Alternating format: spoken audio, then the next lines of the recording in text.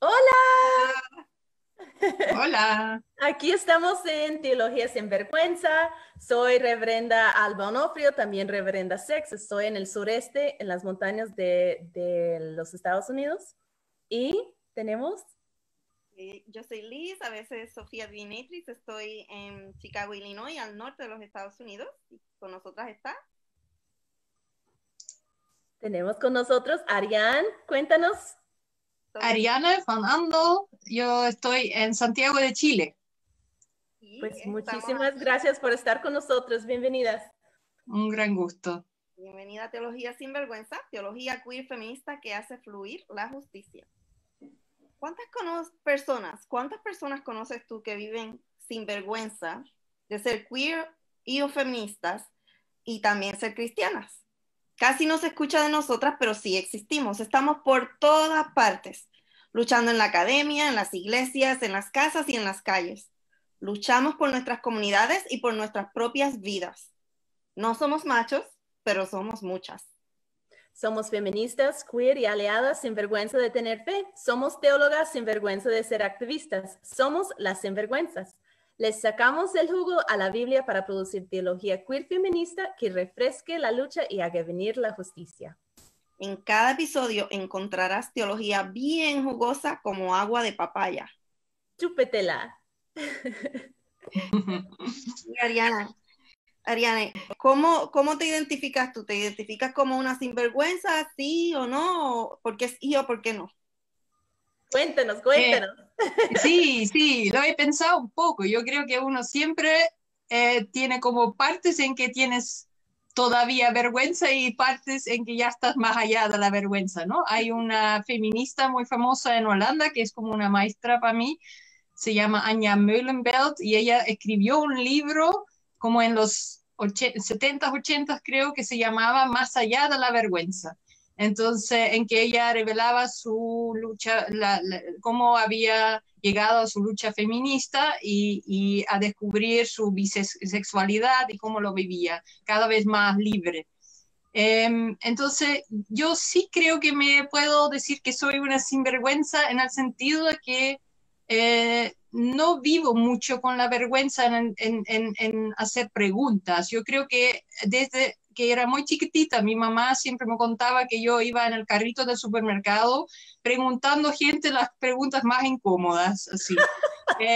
Y libremente, y mis padres no me lo inhibían, menos mal, como esa curiosidad de niña.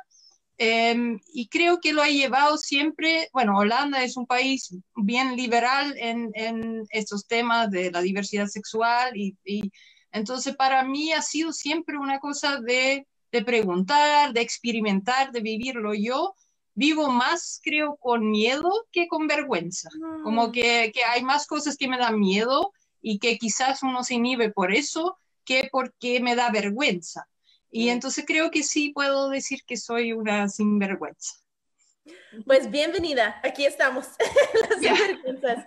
Pero hablando eso de miedo, me parece muy interesante porque me gustaría mucho que si nos puede desarrollar un poquito en la forma de como teóloga en que trabajas, ¿qué te da miedo acerca del mundo de ambiente? Porque identificas como ecofeminista, Ujú, importa mucho el medio ambiente y también me asusta mucho el daño que hacemos los seres humanos con la creación. Entonces, ujú, ¿nos puede contar un poquito de tu activismo y también tu como teóloga? ¿Qué es esto de ecofeminista? ¿Qué significa ujú. y qué tiene que ver con la teología en particular? Porque normalmente escuchamos en muchos lugares que el activismo es por acá y la teología es por acá y no se crucen por nada. Entonces, Claro, cuéntanos un poquito de esto, porfa. sí, sí. Son muchas preguntas a la vez. Yo creo que Cualquiera, sí, que cualquiera. mi pasión por, por la ecología y tiene que ver con gran parte por miedo también, como de lo que y una combinación de miedo, creo, y Mm, de indignación por lo que uno ve que pase y cuando yo lo he sobre todo visto directamente en Latinoamérica, ¿no? El contraste cuando llegué a Chile, yo Llegué por primera vez en 2000 y después desde 2005 vivo aquí ahora permanentemente. Y los conflictos socioambientales en el continente latinoamericano son tremendos y el sufrimiento de la gente y sobre todo de las mujeres en esas situaciones es realmente impactante. Y para mí un gran contraste también con mi propia realidad en Holanda, de donde venía, donde Holanda es como una burbuja en el mundo, es un pequeño jardín organizado, así como de verdad la gente lo siente así cuando llegue. Pero uno no sabe que también ahí hay empresas y grandes capitales y todo que destruyen al otro lado del mundo con la minería, con la agricultura, con la salmonería, con todo lo que este sistema económico que tenemos conlleve, extractivista, explotadora, y entonces... entonces es como el miedo de lo que eso significa a largo plazo para mí misma y para las generaciones que vienen y mis hijos, mi hijo y mi hija. Eso es lo más directo, ¿no? Que uno dice, oye, eso es lo que pasa a otra gente también me puede pasar a mí. Yo creo que yo he tenido siempre esa convicción muy grande de lo que pasa a otros, que yo no soy distinta a otra gente. En ese sentido, lo que dije al inicio de sinvergüenza, eso de hacer preguntas a la par, creo que mis padres me enseñaron muy fuertemente de que ninguna persona es distinta en valor, en dignidad, en valor de vida que otra. Y entonces ahí uno se da cuenta de que cualquier injusticia que le pasa a cualquier persona me puede pasar a mí también. Si estoy en otra posición, soy vulnerable igual como otros y otras. Entonces, eso es el miedo de que no me puedo proteger frente a eso. Y que la violencia es tan grande. Yo lo noto en esas situaciones, el desprecio a la gente, y ahí entonces entra el feminismo y ecología, de que se nota que las mujeres están siempre más afectadas por sus roles tradicionales de género, que ellas siempre han tenido que cuidar, hacer el cuidado para los hijos y hijas, a, a, a guardar la salud, a estar a cargo de la comida. Entonces, cuando falta el agua, ahora lo notamos en Chile directamente con la pandemia, son las mujeres que tienen que buscarlo en otras partes. Cuando falta la salud, son las mujeres que acompañan a sus hijas y hijos al doctor. Cuando no hay energía, las mujeres van a buscar leña y están a cargo de la cocina. Entonces, si hay pesticidas, son las mujeres que cargan las malformaciones, las consecuencias en sus cuerpos. Cuando hay minería, igual. Bueno, entonces, en todos estos casos se nota que las mujeres, y eso está científicamente también investigado, son las más afectadas. Entonces, las ecofeministas han tratado de decir si parece que hay una conexión directa entre la explotación de la naturaleza y la explotación de las mujeres. La idea dominador, explotador que viene con el sistema económico que tenemos, tiene un desprecio y cosifica tanto a la naturaleza como a las mujeres. Entonces, y ahí íbamos investigando así de dónde viene eso. Y ahí ya, bueno, es un cuento un poco largo, pero tiene que ver con un sistema que conoce el mundo moderna desde el occidente, que ha hecho una separación tremenda entre lo que es cultura y lo que es naturaleza. Entonces, lo que es cultura y público y racional es tarea de los hombres, como así se ha instalado, sobre todo con más fuerza desde la revolución científica, y lo que es material, la naturaleza misma, lo cíclico, lo emocional, la naturaleza es parte de las mujeres. Las mujeres siempre han sido más asociadas con sus ciclos, con la menstruación, con la irracionalidad, con la impredecibilidad de la naturaleza, como se ha conectado, y en muchos escritos de estos primeros científicos hombres del empirismo se describe así, que penetramos a la naturaleza como penetramos a las mujeres y todo eso. Entonces ahí hay un vínculo epistemológico, eso lo escribió Francis Bacon, para darle un nombre al huevo. Y después, entonces, ahí las mujeres vieron que nuestra paradigma de ver el mundo tiene esa separación y esa separación también existe en el cristianismo. Entonces ahí va el vínculo, porque es como difícil de ver dónde, que en el cristianismo, más creo durante esa revolución científica industrializador que vino de Europa, se ha hecho esa separación total entre el espíritu y la materia, entre lo profano y lo sagrado, entre lo racional y lo emocional, y nuevamente las mujeres quedaron a la parte que se valoría menos, ¿no? Porque era jerárquico eso, de que lo espiritual lo valoramos más, lo cultural lo valoramos más que lo natural. Entonces ahí hay un nudo en que el ecofeminismo hace sus investigaciones y ve cómo está eso culturalmente determinado y cómo lo podemos desenredar.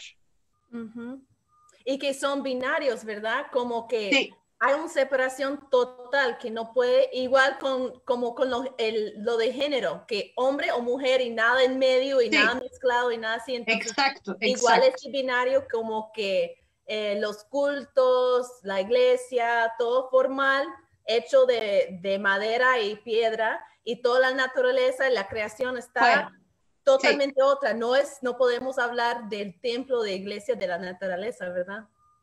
Sí.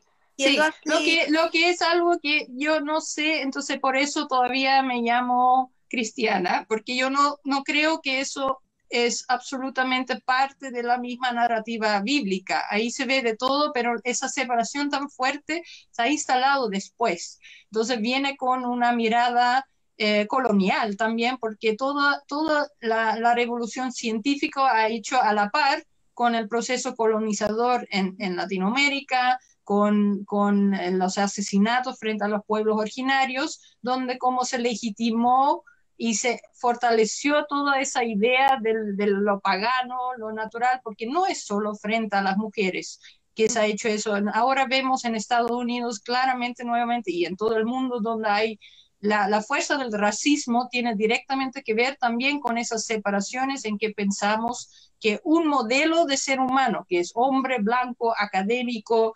de clase media o rico, es como el referente para todos.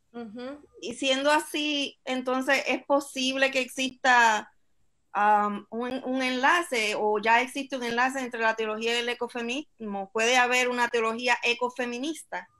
Sí, existe. Entonces ya han habido teólogas, bueno, primero la teología ha estado en diálogo con el feminismo, mujeres teólogas, sobre todo en Latinoamérica, más o menos desde los años 60, 70, creo, como durante las dictaduras iban descubriendo las mujeres de que aunque la teología de la liberación optaba por los pobres, optaba en general por los pobres, los trabajadores, entonces aquí digo los con intención, porque se trataba más de los hombres, de los varones, y entonces ahí las mujeres iban descubriendo que ellas tenían que seguir sirviendo el té y el café y haciéndose cargo de las niñas y todo eso. Entonces,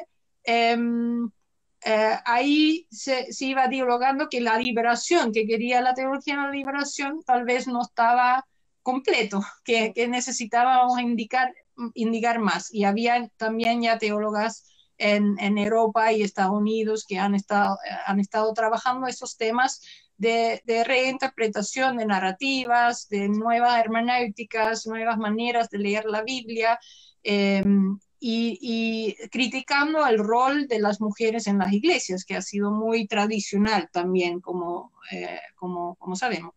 Entonces,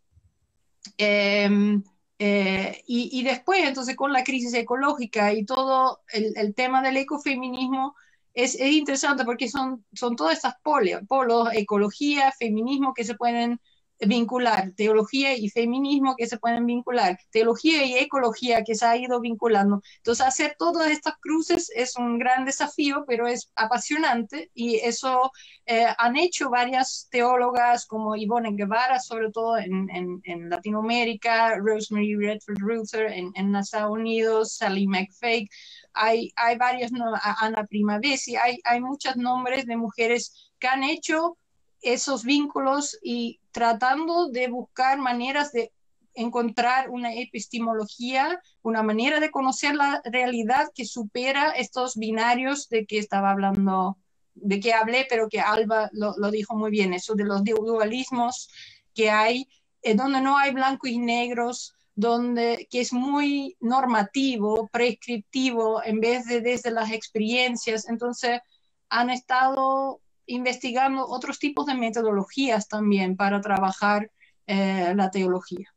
Y eso tiene directamente que ver con imágenes de Dios también, porque las imágenes de Dios también se han ajustado a este antropocentrismo, el centrado en el ser humano hombre, que siempre hablamos de Dios como hombre, como un ser espiritual, como algo que no, alguien o algo que no tiene nada que ver con la tierra. Entonces ahí hay mucho que reinterpretar y revisitar.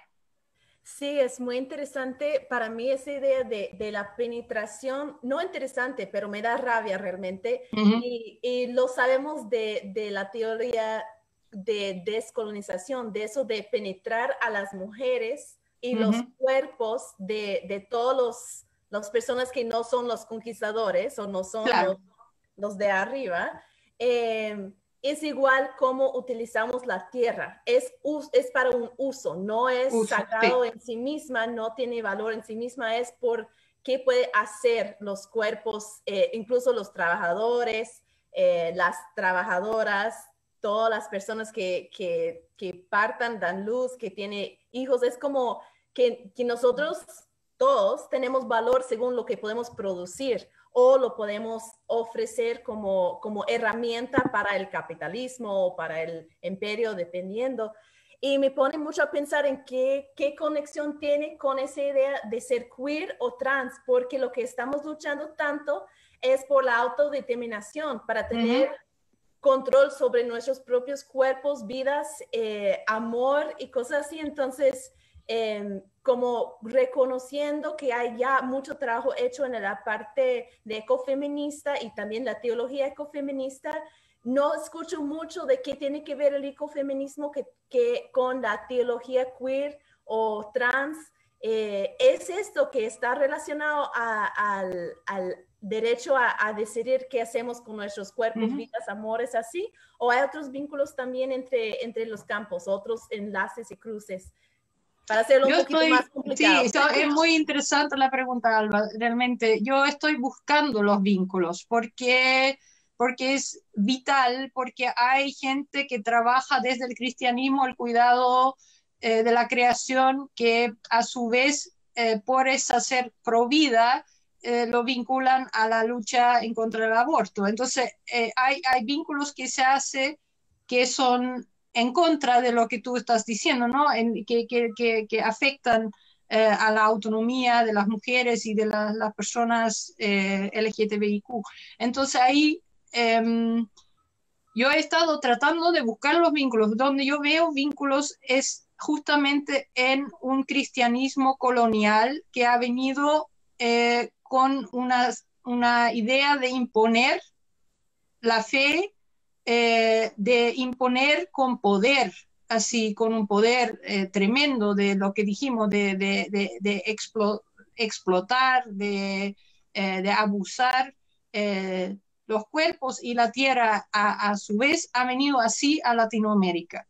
Y entonces lo que conocemos como cristianismo, y eso es muy fuerte porque al final eso es herencia que culturalmente ha definido mucho, es una teología que es muy normativa, que dice lo que no se puede hacer, que controla y que impone, en vez de una teología que es abierta a las preguntas desde la existencia, desde las experiencias de las personas.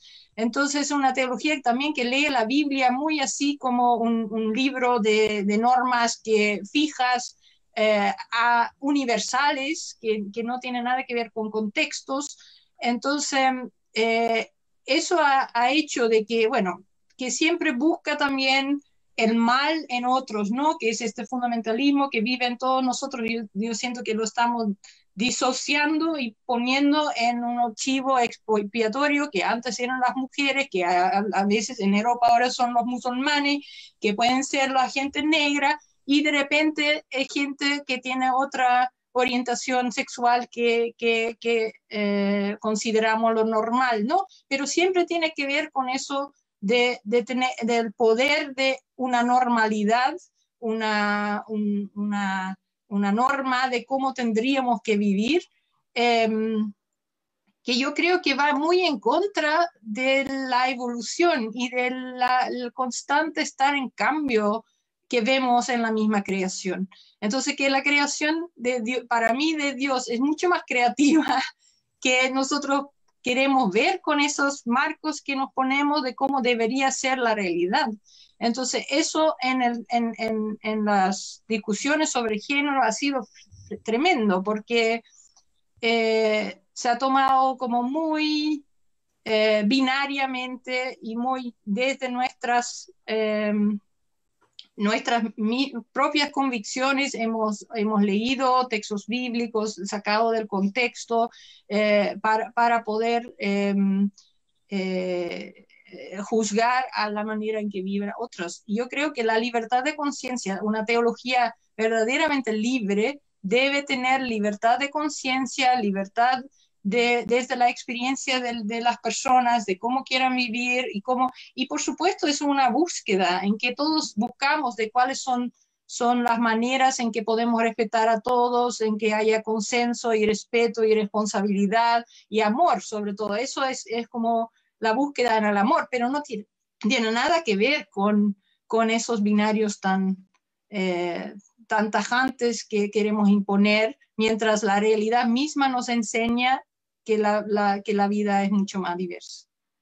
Le aprovechamos este momentito para darle saludos a las personas que nos están viendo por Facebook. Sasu le dice saludos, hola a todas. Casi Núñez está aplaudiendo las cosas que dijiste antes. Camila Rosales nos hace una pregunta. ¿Hacemos la pregunta? La pregunta es, ¿a qué se debe la invisibilización de teólogas latinoamericanas? ¿Cuánta responsabilidad tienen las teólogas blancas en la ocupación de espacios teológicos?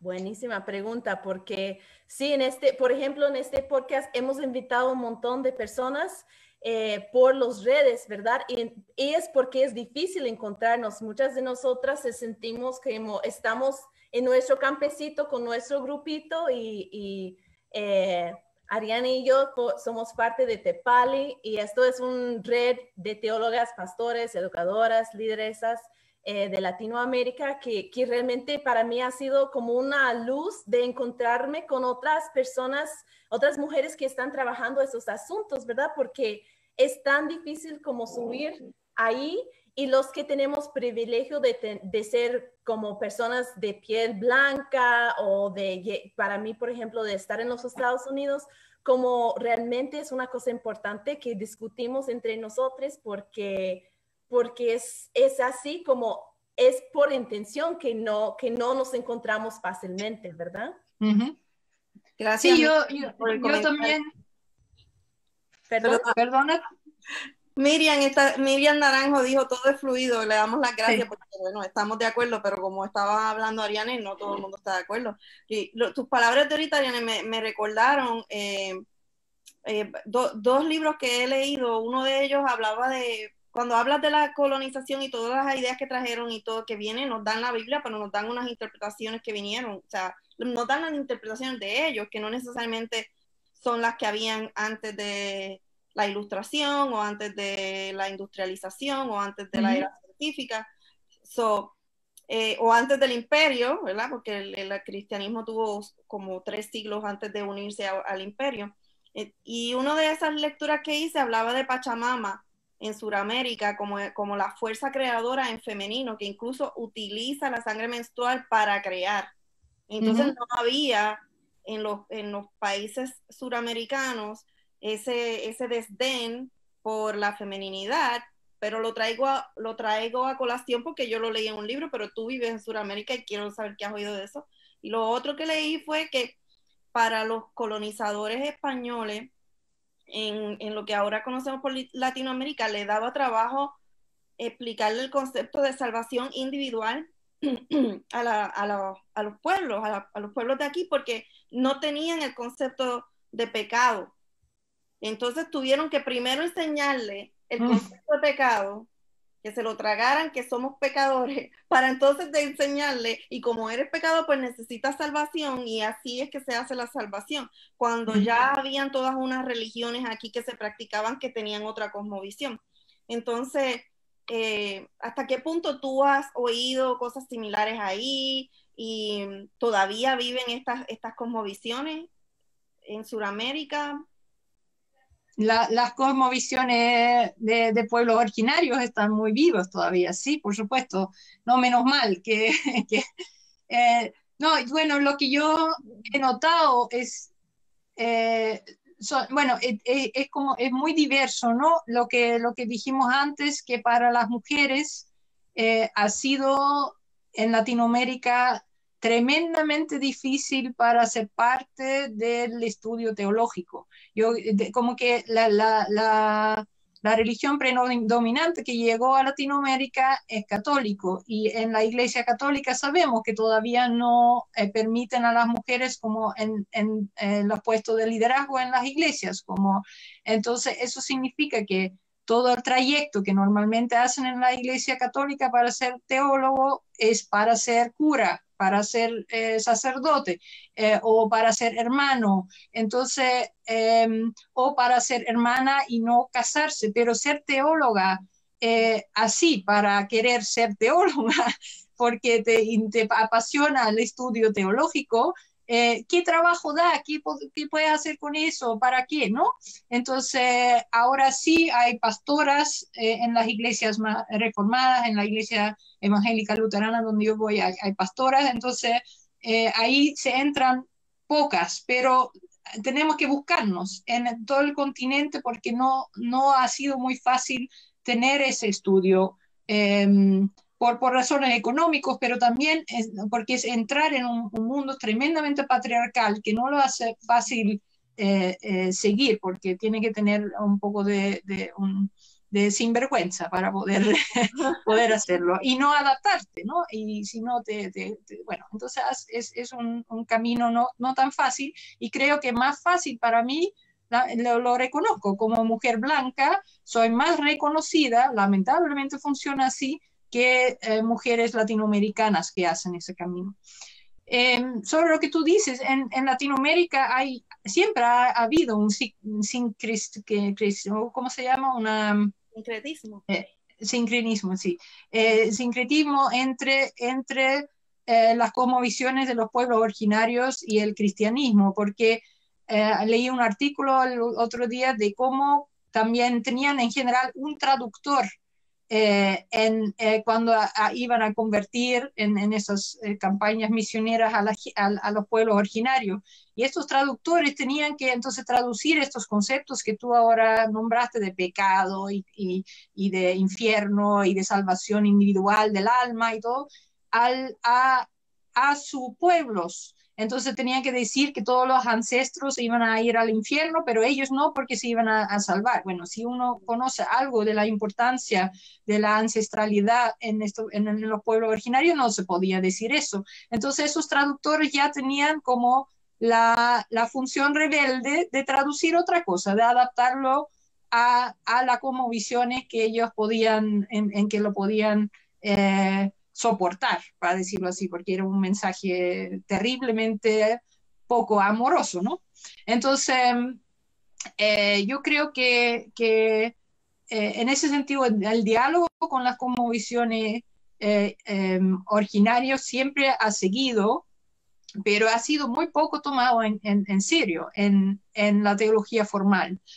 Entonces yo creo que, y eso estamos tratando también de hacer en la organización donde yo trabajo ahora, en GEMRIP y en otras redes que estamos haciendo, TEPALI también, de tratar de buscar la riqueza del diálogo de estas distintas narrativas, de buscar otras narrativas dentro del cristianismo, como tú dijiste, Liz, que realmente el cristianismo que se enseñó acá en Latinoamérica desde el origen es un cristianismo colonial, de élite, fuerte y todo, pero siempre ha habido dentro de las religiones también resistencias y gente desde abajo, también en Europa y en Estados Unidos y todo, gente que busca en esa narrativa la potencia liberadora que tiene, porque para mí la historia de Jesús y es una historia de amor y de misericordia y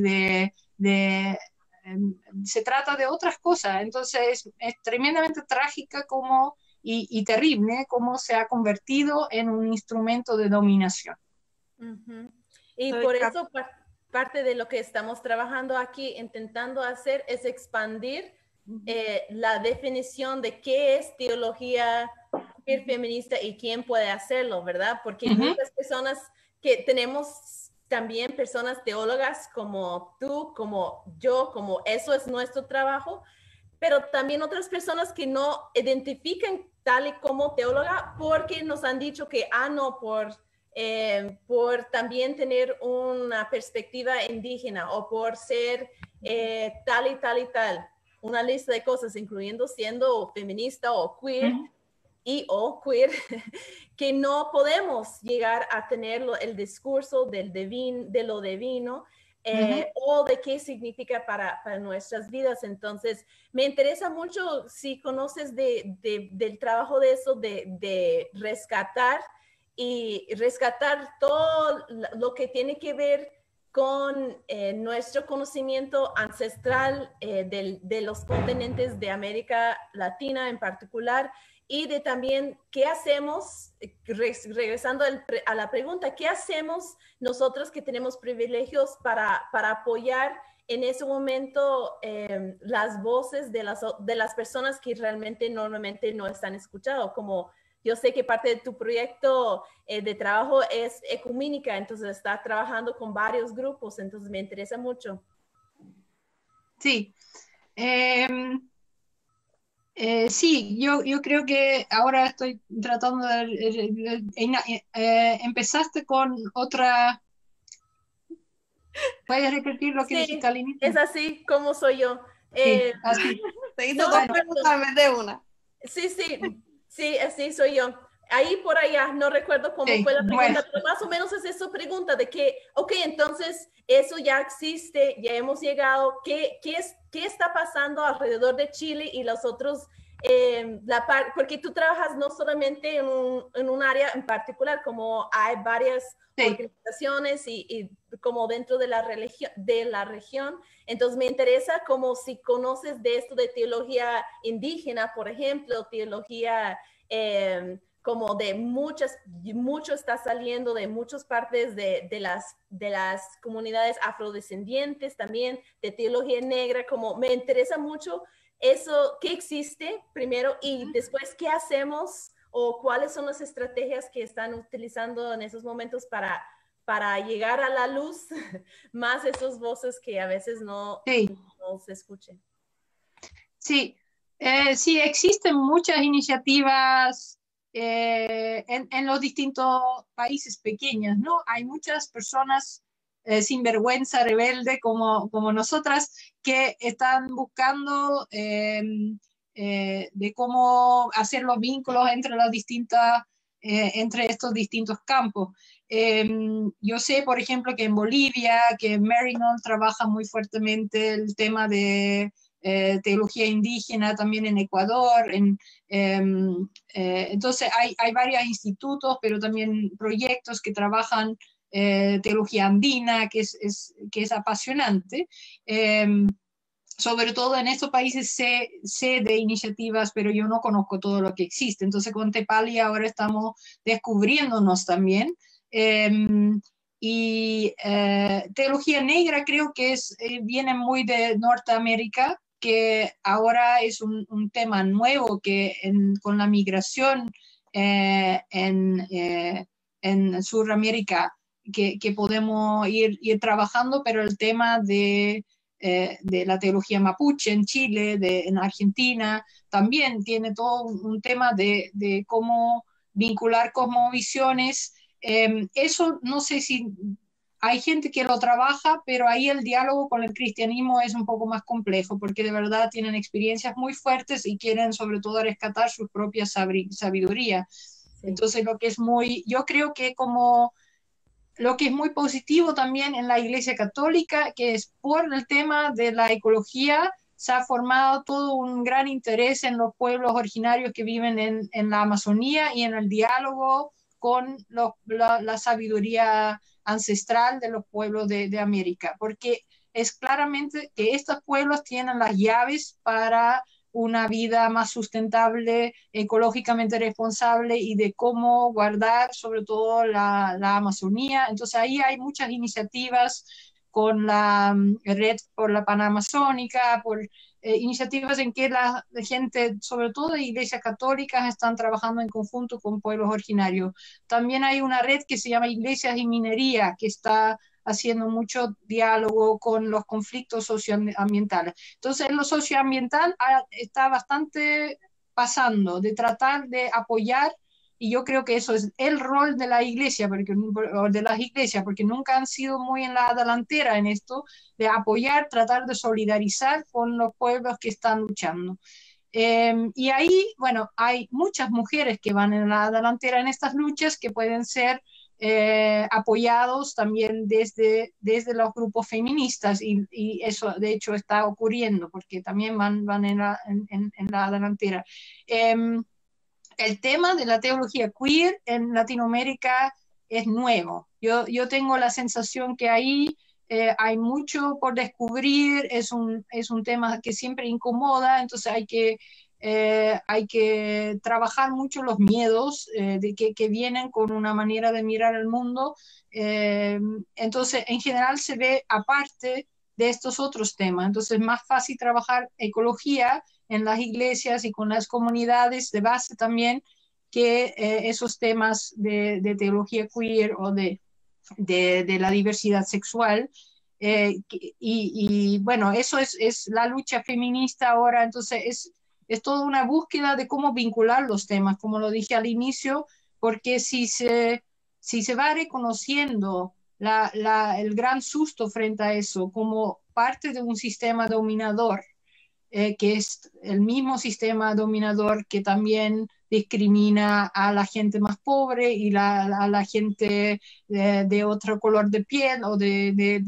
Entonces ahí, si uno va notando que tiene que ver el uno con el otro, yo creo que va a haber más apertura. Yo quiero decir sus nombres. Yo quiero decir sus nombres como una manera de dar visibilidad a algunas teólogas, igual que Ariane, yo no conozco todas y estoy tomando notas aquí de otras cosas que tengo que averiguar. Oh, teología andina, oh, teología mapuche, tengo que averiguar de eso y estudiar más. Pero en la medida que tenemos aquí un micrófono, quiero mencionar a teólogas latinoamericanas feministas como Nancy Cardoso, Ivonne Guevara, ya habla de ecofeminista. Elsa Tames es biblista latinoamericana y feminista. Gloria Anzaldúa es una de esas que Alba decía, no la reconocían en su momento como teóloga, pero porque lo que está hablando es sabiduría ancestral, espiritualidad ancestral. Y Patricia Cuyati, que también está recién, no hace tanto tiempo que terminó sus estudios en teología, y es de Perú y también está recuperando la sabiduría ancestral de las mujeres. Y también hemos mencionado antes a Marcela Alfaus-Wright, que es de Argentina y que hace teología queer, o bueno, abrió la puertita para que se hiciera teología queer en algún momento dado. Parece que falta un poco esa conexión del ecofeminismo con la teología queer, por lo menos de ponerla en los libros o de nosotras encontrar quién es esa mujer o esas mujeres latinoamericanas que están escribiendo sobre esto. Pero por lo menos mencionamos los nombres de que sí sabemos y esa es una manera en que usando los espacios a los que tenemos acceso podemos darle visibilidad a otras personas que tal vez no tienen el mismo acceso que nosotras, invitarlas, ¿verdad?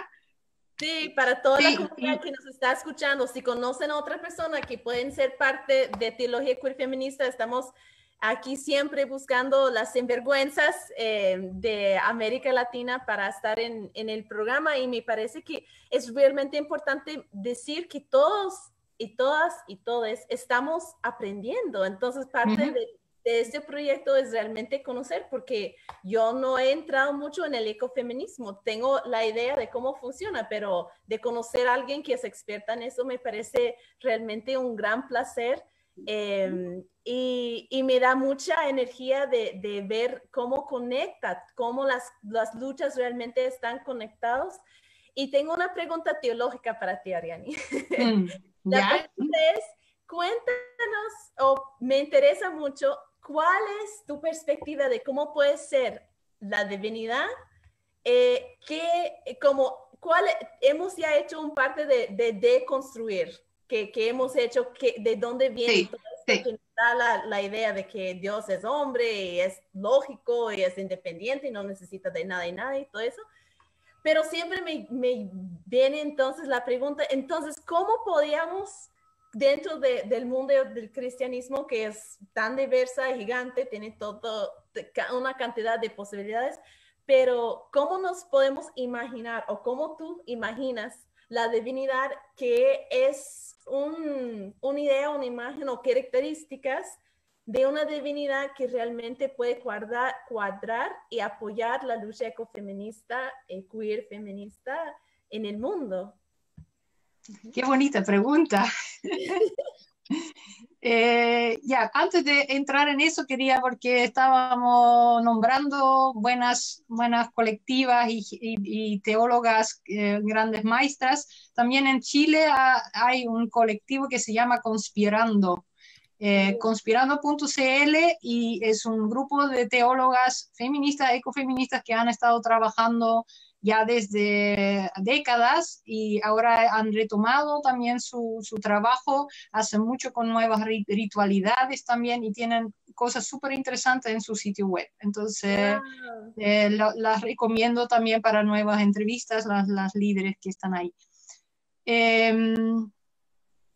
Sí, mi imagen de Dios, bueno, yo al inicio creo que cuando yo era chica me imaginaba a Dios como una gran oreja, y eso me funciona también todavía a veces.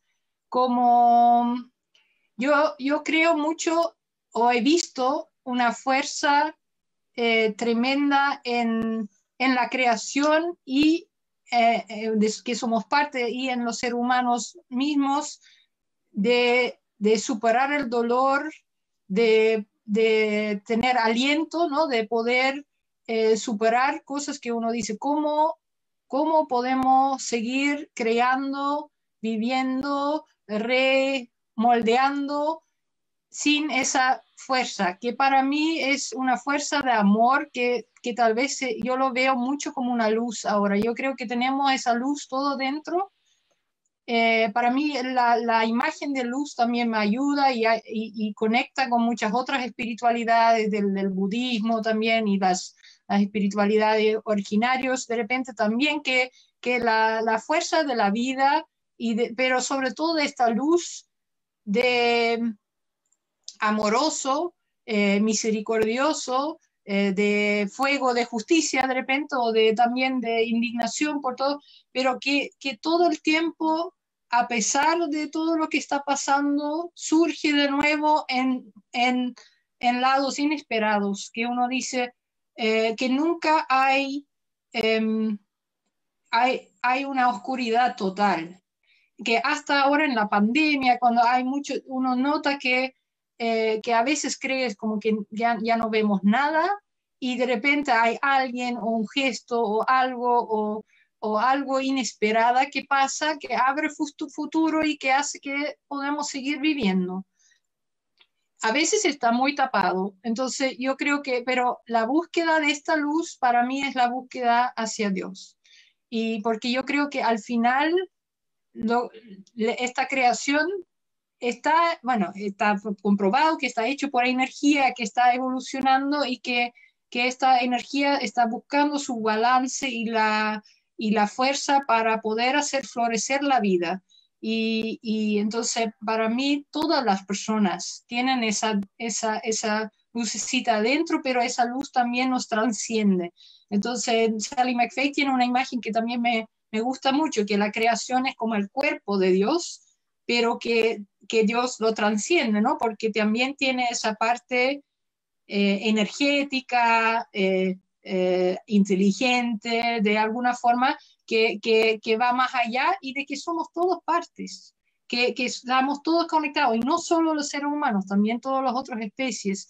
Entonces, ese todo, eh, pero sobre todo esa fuerza de búsqueda de vida, esa imagen de un cemento donde una pequeña florcita igual rompe el cemento, ¿no? Es esa sensación, eso es la fuerza que yo busco cuando busco a Dios. Qué bonito.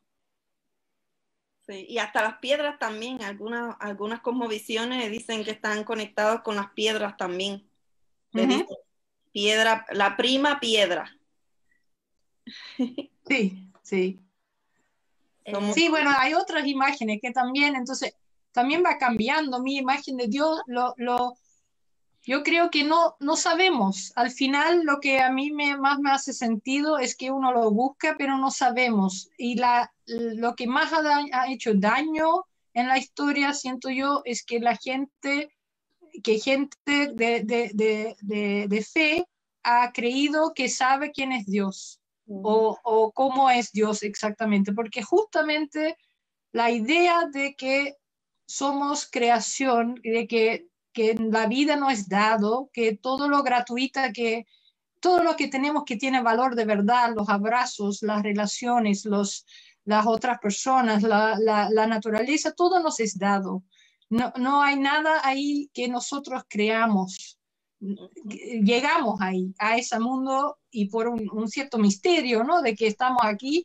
Y yo creo que entonces pretender que podemos saber de cómo es ese misterio de vida totalmente, que lo podemos controlar, que no lo podemos dominar, que podemos decir a otros y otras cómo funciona y cómo ellos tienen que vivir, porque eso creo que es el gran error y yo diría pecado, que también hace posible toda esa discriminación frente a gente que no es exactamente como nosotros o que vive de la vida de forma diferente. Ahí viene mucho mal de querer capturar a Dios. Sí. En mi barrio a eso le decían querer tener el sartén agarrado por el mango. Nos creemos que tenemos el sartén. No se puede, Dios sobrepasa todo eso, sobrepasa el entendimiento humano. Entonces, pero queremos resaltar a más compañeras teólogas. Estas parecen, son teólogas mexicanas. Yadami Acero, perdón. Sí, Yadami Acero nos envía.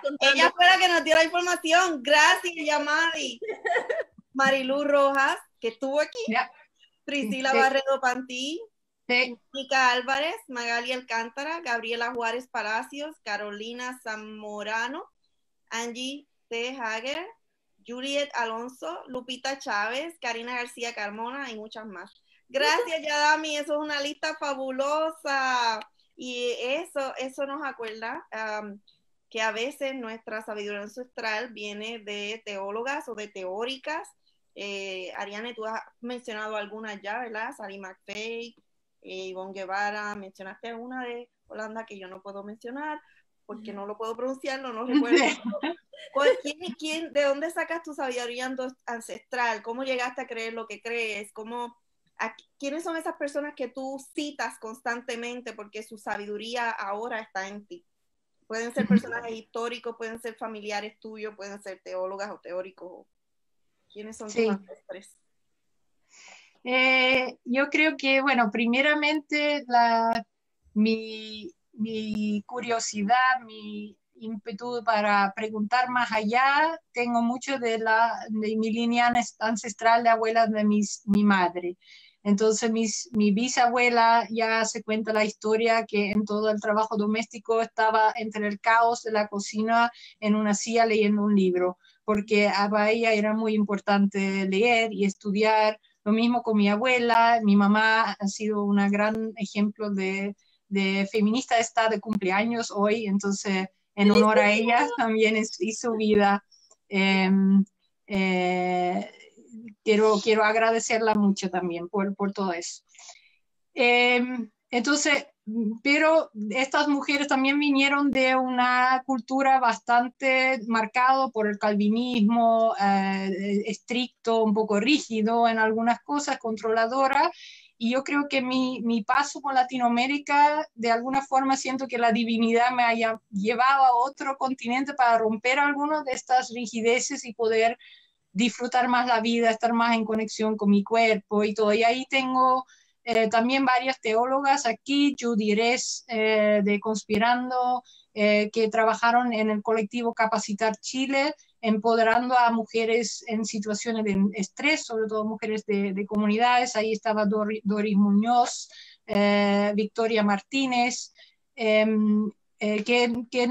algunas teólogas, otras de otras áreas, pero que realmente me han ayudado en conectarme conmigo y en ver la divinidad más en conexión con la tierra.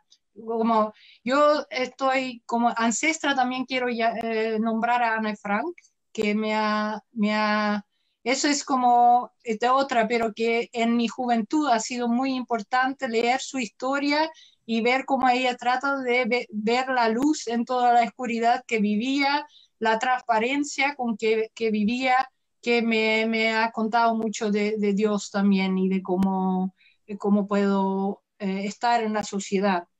Ya nombré a Anja Meulenbelt, que es una feminista socialista muy importante en Holanda, que ahora está haciendo un trabajo muy fuerte para la causa palestina. Mi maestra de tesis es muy importante, se llama Lieve Trog, que también es un nombre difícil de pronunciar, es belga de origen, vive en Holanda y es teóloga feminista, se escribe T-R-O-C-H, y ha hecho reflexiones muy interesantes, muy críticas. A ella siempre estoy con ella también.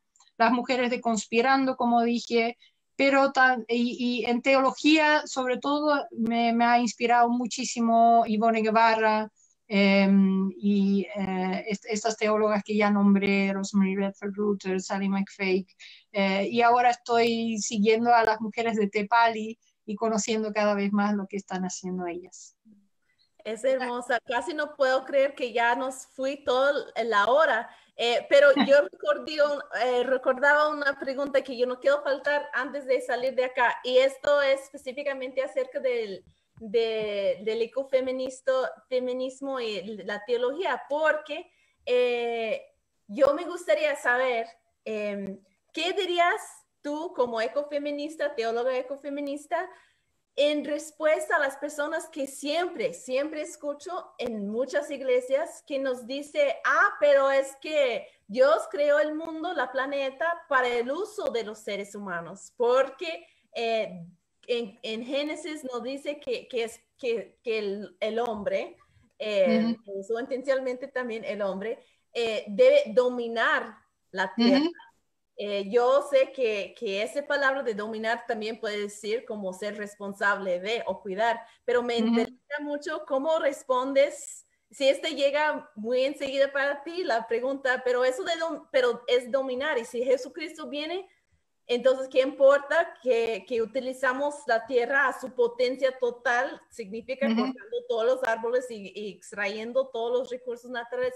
Como, ¿cuál es la posición teológica enfrente de esta postura que somos aquí para dominar la tierra, más que nada los hombres, y para utilizarlo totalmente, por adentro, por arriba, como gastarlo, realmente gastarlo? ¿Cómo es la respuesta teológica contra esta postura y posesión? Ay, querías otra hora. Sí, pero que estaba como, no podemos salir sin preguntar eso. Vas a tener que dar un preview. No, bueno, yo he trabajado mucho Génesis, es como el texto que más trabajo en iglesias y comunidades cuando empezamos con este tema, porque es muy importante. Bueno, en la hermenéutica hay mucha importancia en empezar a ver los textos de forma diferente. Eso es ya una cosa de admitir que hay una distancia de 5.000 años entre que surgió ese mito con donde estamos ahora, de que la crisis ecológica, entonces no lo sabían los que escribieron la Biblia. Entonces que hay una distancia, que hay un debate en la Biblia misma todo el tiempo de cómo tenemos que vivir, y que ese debate mismo da distintas posiciones y distintas historias, y que también hay sistemas de dominación dentro de la Biblia. Entonces, que ahí tenemos todas estas cosas, tenemos que ver, son todos D, ¿no? Distancia, debate y dominación, lo pensé el otro día.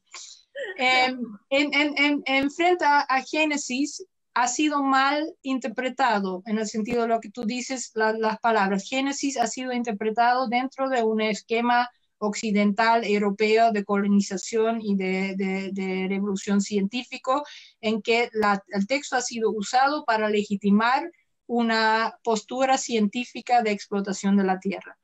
Entonces, Génesis tiene dos historias, y Génesis, la segunda historia, dice que tenemos que cuidar en el jardín de Edén, ¿no? Tenemos que cuidar y guardar la tierra, y habla muy fuertemente de los límites también, de que somos de tierra. En Génesis 3, de que polvo eres, a polvo regresarás, y los límites del mismo jardín de Edén dan límites en nuestro poder. También después el Torre de Babel es una historia de límites en que podemos hacer. La primera historia de Génesis ha sido escrito en frente a los imperios de Babilonia, en el exilio, y tiene mucho más que ver con resaltar la dignidad humana de todos los seres humanos frente a un imperio que usó la naturaleza como sistema de dominación, que eso también ha pasado, como el faraón que era el sol y las estrellas que eran su. Entonces Génesis juega con eso, diciendo que el sol se puso después, ¿no? La luz viene primero, la luz de que yo dije que Dios y luz, la luz viene antes del sol y las estrellas, porque el sol y las estrellas no son símbolos de divinidad de seres humanos en jerarquía que esclavizaron a otros seres humanos. En ese contexto se ha escrito esa historia que no tiene nada que ver con explotar limitadamente a la tierra, en un tiempo en que la tierra, la fuerza de la tierra y de los seres humanos estaba muchísimo más en balance que ahora. Entonces, en que de verdad los seres humanos a veces se tenían que luchar con las fuerzas de la naturaleza, y entonces no podemos comparar el contexto en ese sentido. Y además, esas palabras que nosotros traducimos como someter y dominar, en hebreo tienen un significado muchísimo más de ser responsable y de mayordomía, como se ha llamado también.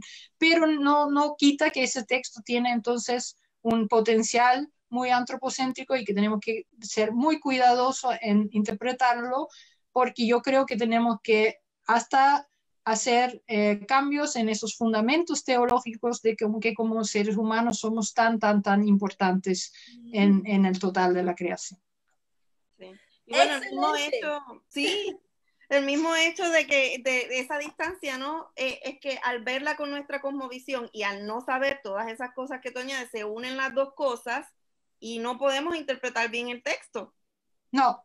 Ella es muy interesante, porque yo he hecho también, bueno, eso da para otra hora, como dije, pero comparaciones con otros mitos de la creación y Génesis, y que es muy interesante ver que Génesis es un jardín, ¿no? Y hay otro, el Gilgamesh, que tiene todo en una ciudad de oro. Entonces ahí se ve que en Génesis también hay una disputa entre una vida más nómade y una vida agricultor sedentario que se iba instalando, y que vino con la propiedad privada, con también una opresión mayor a las mujeres, porque la vida nómade era mucho, ahí no se podía acumular. Bueno, ahí hay todo también, hay muchos estudios antropológicos que cuando se lee con esos lentes la Biblia, ves otras cosas que son sumamente fascinantes. Y entonces, pero ahí uno se da cuenta que los temas más existenciales que salen ahí todavía nos complican, de cómo distribuir bien la riqueza, de cómo manejarnos bien entre hombres y mujeres, de cómo trabajar con la propiedad privada, de cómo trabajar con la herencia. Todas estas cosas todavía son parte de nuestras búsquedas, pero muchas otras cosas son de otro contexto y ya no podemos hacer como si fuera que eso está escrito ayer.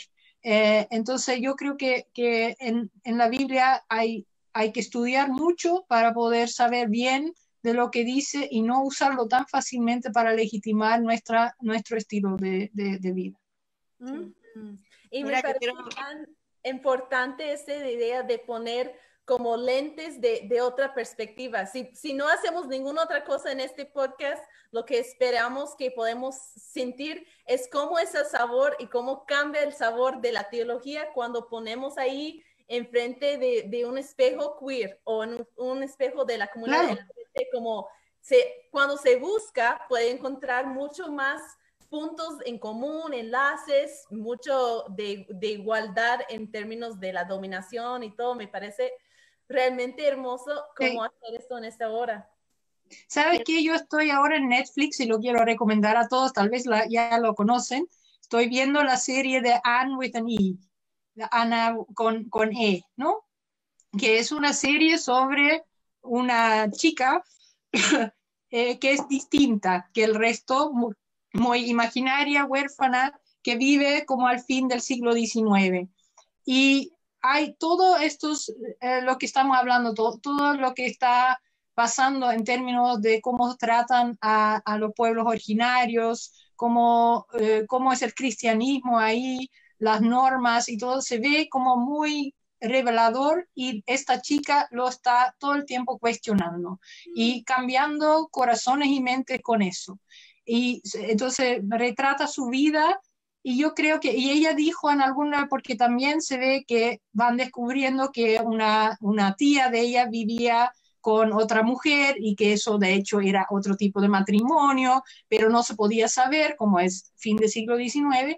Entonces, y que ella dice, de repente, porque ella vive con dos hermanos que viven en conjunto, el amor viene en tantos colores y lo dice como muy positivo frente a toda esta gente que está así choqueado, dice, qué bonita esa diversidad, que el amor viene de tantas formas y uno puede vivir de tantas distintas maneras en eso, qué riqueza. Entonces recomiendo mucho que vean esa serie para calentarse el corazón con esta chica y con gente así sin vergüenza que ha ido cambiando el mundo.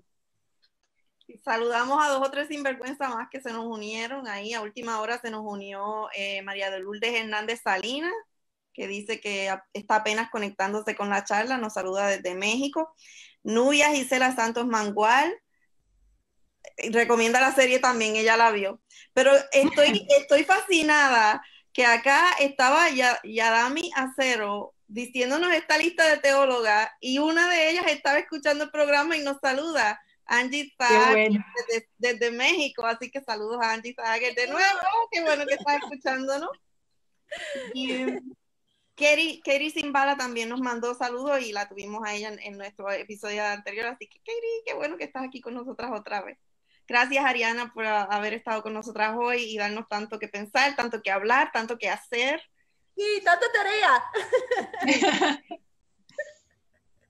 Pues para las personas que están por primera vez en Teología Sin Vergüenza, aquí estamos terminando la primera temporada. Vamos a tener otra temporada, creo que en agosto. Entonces, por favor, sigue mandándonos recomendaciones de personas que deben estar con nosotras en este podcast, porque realmente es una comunidad y nosotros tenemos que encontrarnos en las formas en que podemos. Entonces, damos muchísimas gracias, Ariane, para estar con nosotras hoy. Realmente ha sido una conversación muy, muy impactante para mí. Yo tengo una lista de tareas ya que dije. Puede encontrarnos en @teosinvergüenza, en Instagram y Facebook, #LasSinvergüenzas. Puede compartir el episodio, por favor, y que nos sigue ayudando a conectar con más personas teólogas, se nombren teólogas o no, pero personas que están interesadas en la teología queer feminista por América Latina. También pueden apoyar este programa haciendo un donativo en la página web soulforce.org. Y pueden también unirse a nuestro listado de difusión a través de WhatsApp. Así que busque por ahí en la página de Facebook. Ahí está un video corto de cómo unirse a la lista de difusión. Pendiente a nuestro próximo episodio para que conozcan a otra persona más, teóloga, sin vergüenza de ser activista. ¡Somos las sinvergüenzas! ¡Eres una de nosotras! Sí, gracias, Ariane. Gracias a ustedes, muchas gracias.